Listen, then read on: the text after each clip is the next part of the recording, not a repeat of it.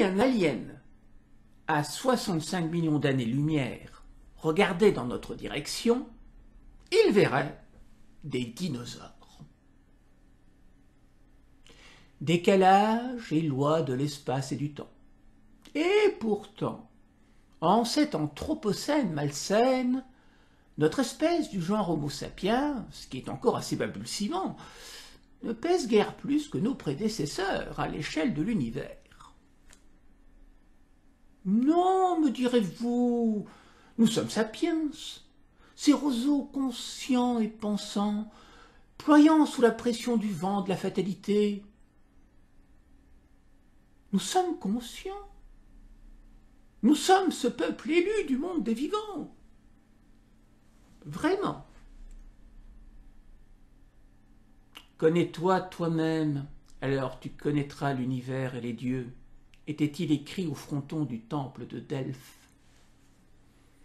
Pourtant, tel Diogène, je cherche encore cet homme, cet humain, au-dessus des préoccupations animales primitives, de ces automatismes primates et primaires, de ces injections de dopamine auxquelles il est devenu accro.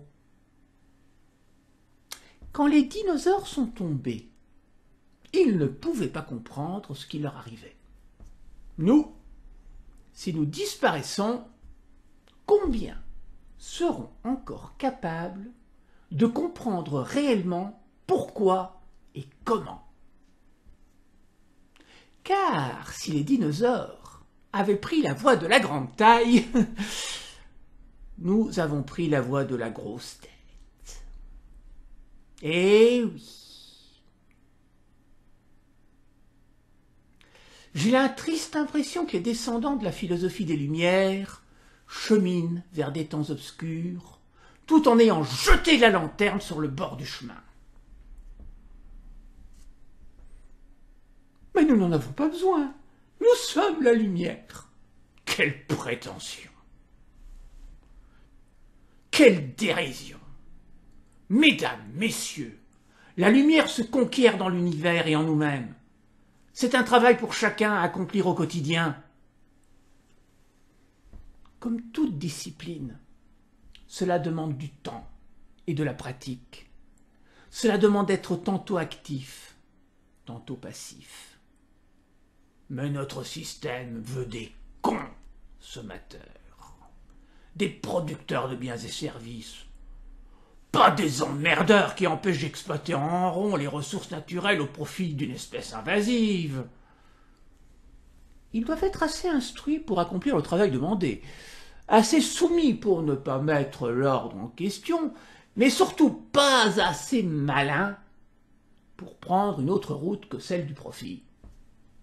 De l'expansion exponentielle, de l'exploitation à tout crin. Sur ce chemin de la croissance, il serait peut-être temps de se demander s'il n'est pas temps de bivouaquer, d'emprunter un carrefour. Nous allons droit dans le mur. Nous roulons tête baissée dans le guidon. Attention au choc, il pourrait être létal.